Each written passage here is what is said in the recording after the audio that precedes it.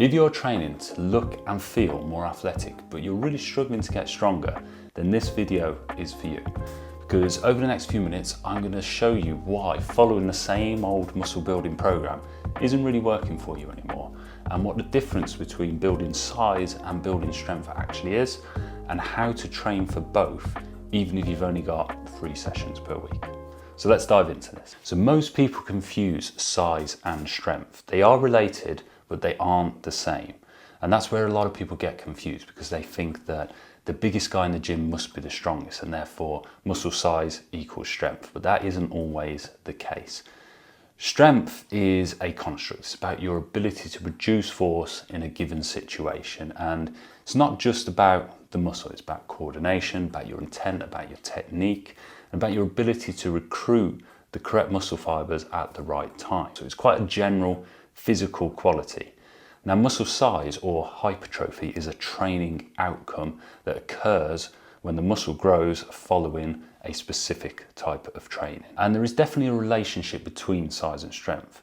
Between 25% and 50% of variation in strength is accounted for by muscle mass. And we see this best in sprinters versus endurance athletes, because sprinters are required to produce a huge amount of force during their event, required to do that very quickly as well. Therefore, it's going to be advantageous to them to have a greater amount of muscle mass to be able to produce more force. And this sort of shows that we can increase our size and strength at the same time. But if over 50% of that variation in strength comes from other factors that isn't muscle size, then that demonstrates there is a difference, and we do have to train them differently. So when it comes to hypertrophy, our aim is to create high levels of mechanical tension and metabolic stress, because these are the main drivers of muscle growth, with mechanical tension being the primary driver. We're going to lift each set between 6 and 12 reps. Now, there is a debate on social media about low volume versus high volume. Low volume seems to be getting the popular attention at the moment, because the research shows that we can actually achieve hypertrophy from anything between 4 to 5 and up to 30 reps, potentially even beyond. Now, that high volume is going to create a hell of a lot of fatigue, and to be honest, it's not very pleasant. But for me, between 6 and 12 offers the best balance of appropriate load for technique, mechanical tension and metabolic stress without going too far. So for me, it's between 6 and 12 reps at around 60 to 80% of your max. If you're not sure what your max is for each exercise, as a lot of people don't, just aim to be within 2 reps of failure. That way you're going to be biasing mechanical tension fairly well. In terms of rest time for bigger, more compound lifts, probably between 90 seconds and 2 minutes is going to be adequate for building muscle. But for isolation lifts, where it's a little bit smaller, a little bit less demanding, we could go 60 seconds to 90 seconds. In terms of volume across the week, this is one of the big differences of hypertrophy training to strength training. Volume across the week is going to be slightly higher. Probably going to want to hit 10 sets per week per muscle group, or per main muscle group or movement. But if we're pushed for time, then we want to get at least 6 hard sets, which is shown to be enough through the research at the moment. Now, when it comes to strength training, our main goal is to produce as much force as possible through a movement. So we're going to be loading heavy. We're going to be loading above 80% of our max. And our reps are probably going to be nice and low. We're going to be between 2 and 6 reps. We don't want a huge amount of fatigue when it comes to strength training, because we want each rep to be as forceful as possible. So our rest time is going to be between 2 and 5 minutes. Now, personally, I don't have time to sit around for 5 minutes during a session resting. That's probably going to be the more extreme end of weightlifters, powerlifters, where they need to be fully recovered between sets. For most people, 2 to 3 minutes is going to be adequate for your big lifts.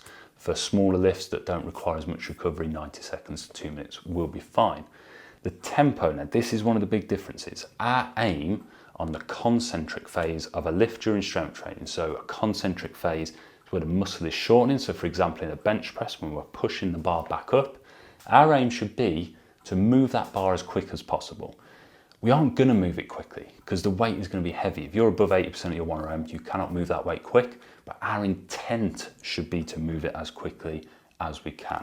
That's going to get maximal activation, maximal force production for that movement. And obviously, one of the big things that is going to be different is the type of exercises that we select. So when it comes to hypertrophy, we want a nice stable exercise. It's going to target muscles and potentially isolate them a little bit more and remove some of the coordination elements that we tend to see more in strength training that might limit the targeting of that muscle. So we might verge more towards isolation exercises and machine-based exercises. With strength, this is better developed in big lifts. So we might go towards more compound lifts.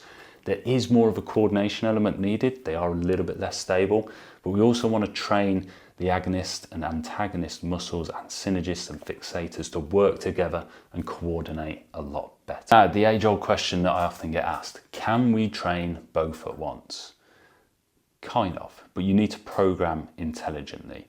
You can bias a hypertrophy phase first, so build muscle tissue, and then shift to strength training, teaching your body how to use that new tissue essentially. If doing a block phase approach, this is the order I would do it in. So I'd do my muscle building first, then followed by a strength phase, because I am a big fan of getting your body composition sorted first when starting a new training program. However, a lot of the people I train, this is the long term for them. They want to keep developing their strength, they want to stay in shape, they want to look good, and they want to perform well in either their given sport, daily life, or in any event they're going for, whether it be high rocks or marathons. So what I do is I integrate both of them within our sessions across a week, and this is especially useful for busy parents who are going to be training on 2 to 3 sessions per week, or athletes who have got to prioritise their sport over their S&C in the gym. But a bias towards one is going to be needed. We just dial up depending on what we want to focus on. So if we want to build muscle for a phase, we dial up the hypertrophy work a little bit more and reduce some of the strength training. They do complement each other though, so we can train both together. Now, I'm going to give you 2 weekly structure options in order to train both muscle strength and muscle size together. Option 1, the full body approach, and this is the one I use with most parents.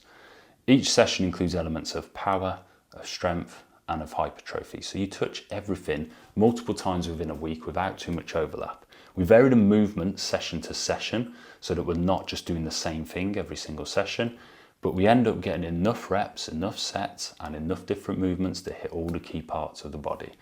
In order to structure this session, you're going to start with your power, and this is going to act as priming exercises to help warm you up, ready for the strength work, and this could be in the form of a jump or an explosive lift. Then you go into your strength work, which is typically going to be 3 sets of 3 to 5 reps, and it's going to be a main compound lift. I would usually choose 2 of these. I'd then pick 2 to 3 hypertrophy accessories, which is going to be in the 8 to 12 rep range, so higher reps. And these might be more isolation-based exercise or targeting specific muscle groups. And then I'd do some core or conditioning to finish off if I had time. Now, option 2 is a split-based approach, and this is something I might use more with athletes who are going to be competing at the end of that week. So if they're a rugby player, they've got a rugby game, I'd structure the week to follow this roughly.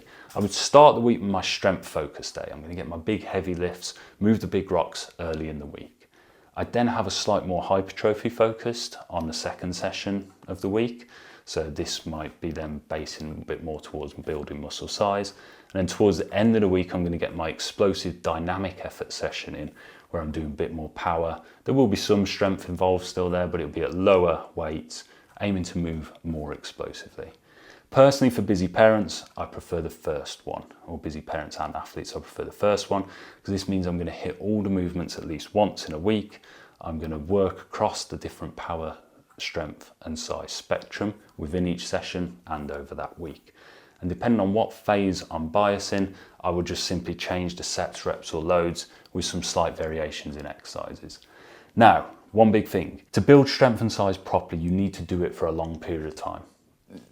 Get out of your head that this is a 4 to 6 week journey and start committing to the fact that this could be 4, 5, 6 months, even a year in the making.